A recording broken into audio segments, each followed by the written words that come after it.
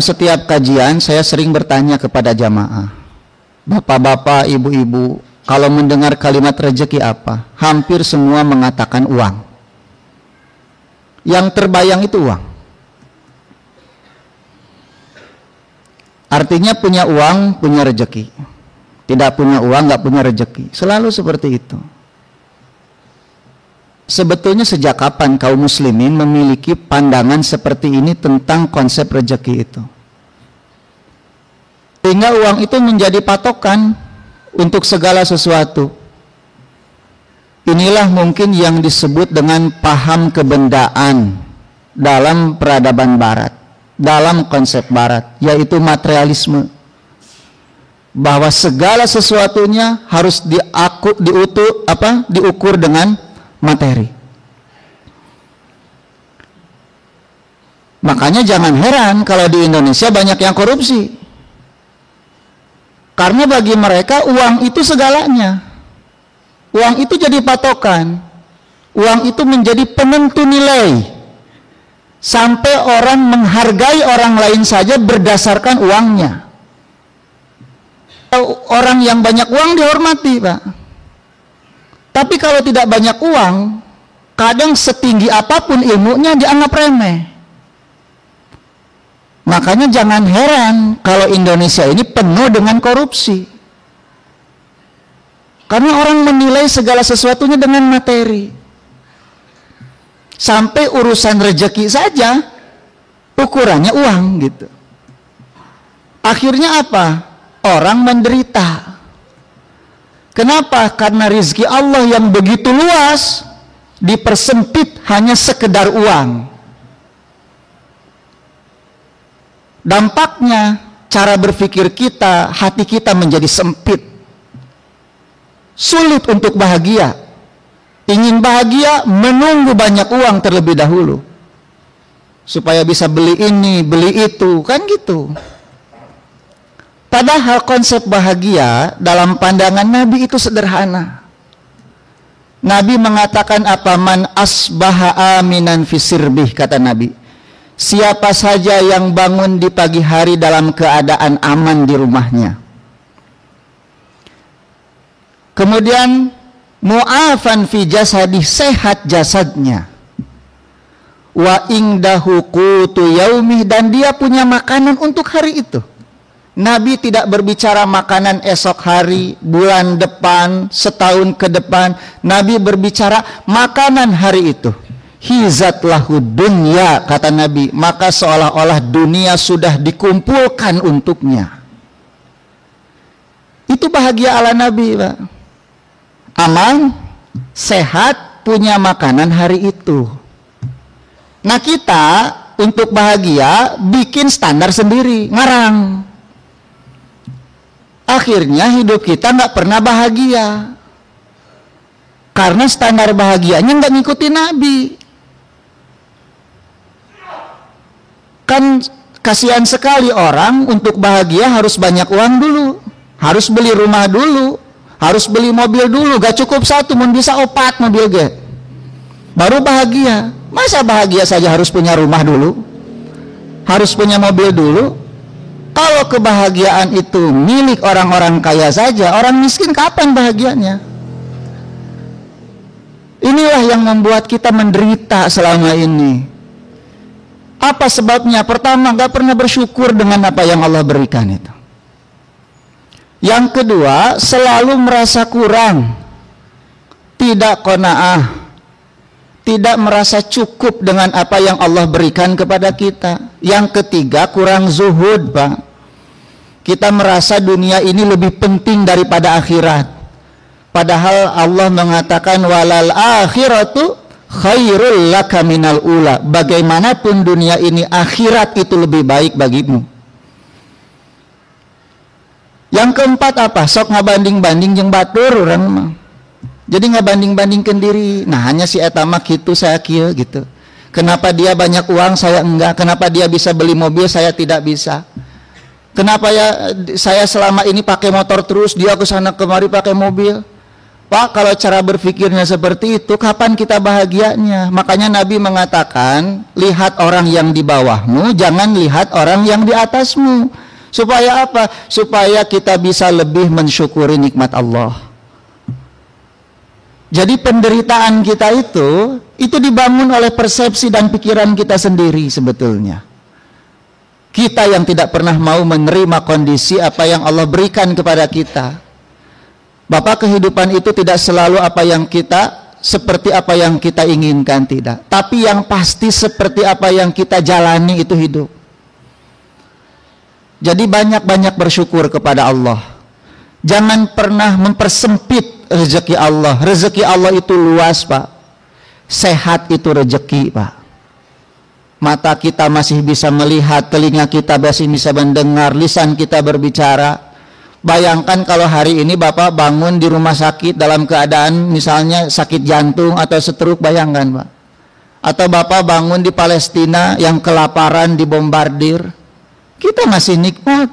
Saya yakin di sini semua sudah sarapan, sudah makan. Ya, ini nikmat dari Allah yang harus kita syukuri. Anak-anak kita yang soleh, solehah, sehat, istri yang solehah, itu rezeki dari Allah Subhanahu wa Ta'ala. Jangan-jangan kita selalu merasa kurang karena kita tidak bersyukur, dan itu adalah azab dari Allah. Karena Allah mengatakan, la in syakartum la azidanakum wa la in kafartum inna azabi lasyadid. Kalau kalian kufur dengan nikmatku, kata Allah, azabku itu pedih. Kita tidak berbicara azab di akhirat. Bisa jadi hati kita selalu merasa kurang, itu azab Allah karena kita kurang bersyukur kepada Allah Subhanahu wa Ta'ala. Wallahu a'lam bishawab. Di dalam Al-Quran Allah berfirman, Pak, wa ma min dabatin fil ardi ila 'alallahi rizquha. Tidak ada satu binatang melata pun, kata Allah, di muka bumi kecuali Allah sudah menanggung rezekinya. Jangankan kita, Pak, semut kecil saja itu sudah ada rezekinya itu.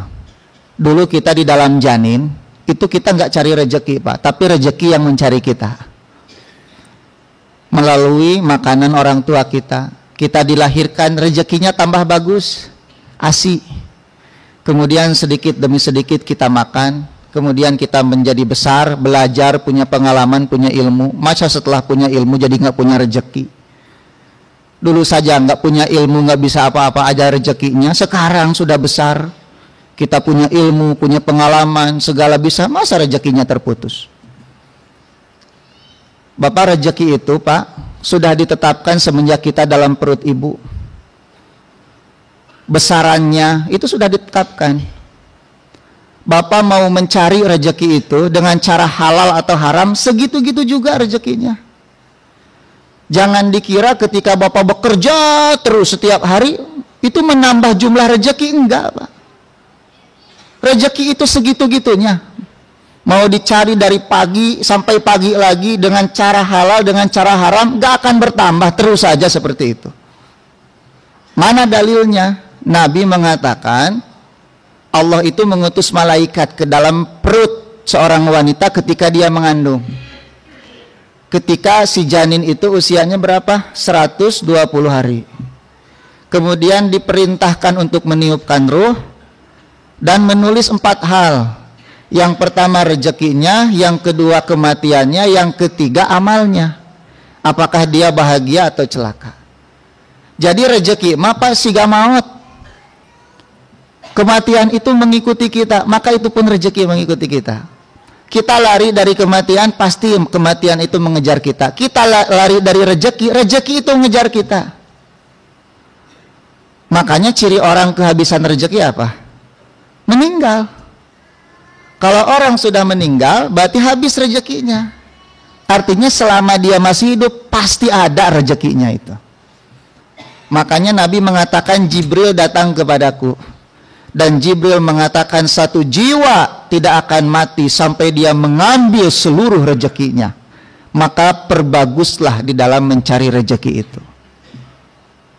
Nah, Pak, cara mencari rezeki itu banyak pintunya. Kadang kita hanya fokus pada satu pintu, apa? Bekerja, ikhtiar. Ikhtiar itu, Bapak, hanya bagian dari pintu rejeki. Ini yang harus kita pahami. Makanya ada orang bekerja mati-matian tebenghar-benghar, Pak. Ada orang pengangguran isu kujuk-kujuk benghar, menang warisan, ngajual tanah. Sok, ini orang 24 jam bekerja, hidupnya terus seperti itu. Ini orang nganggur tahu-tahu kaya. Atau jangan naon cenah orang bekerja. Bekerja itu ibadah. Kita ikhtiar itu untuk menunaikan tugas ibadah kepada Allah. Tapi jangan menganggap itu satu-satunya pintu rezeki. Nah kita tuh selalu fokusnya di dinya. Nah hiji pantonya tuh metet merenjelema teh di dinya kabeh. Makanya di dalam Islam, Pak, rezeki itu banyak pintu. Apa? Istighfar. Itu pintu rezeki, istighfar itu. Baca dalam surat Nuh. Fastaghfiru rabbakum innahu kana ghaffara yursilis samaa 'alaikum midrara wa yumdidkum bi amwalin wa banina wa yaj'al lakum jannatin wa yaj'al lakum anhara. Perbanyak istighfar, maka Allah akan menurunkan hujan untuk kalian. Ya, Allah akan memberikan harta kepada kalian. Allah akan memberikan anak-anak kepada kalian. Allah akan memberikan kalian kebun dan mengalirkan sungai-sungai untuk kalian. Surat Nuh menyuruh kita memperbanyak istighfar kepada Allah. Allah berikan apa yang kita inginkan. Ini kita sering lupa. Berapa kali kita istighfar dalam sehari ini? Perbanyak istighfar, Pak. Bapak yang misalnya kesulitan pekerjaan, perbanyak istighfar. Kesulitan punya anak, perbanyak istighfar. Yang punya kebun sulit panen karena gagal terus, perbanyak istighfar. Kalau terjadi kemarau, itu perbanyak istighfar. Kita kalau terjadi bencana alam itu suka berbicaranya itu urusan fenomena alam saja. Tuh, Bandung Barat katanya si lempeng apa itu?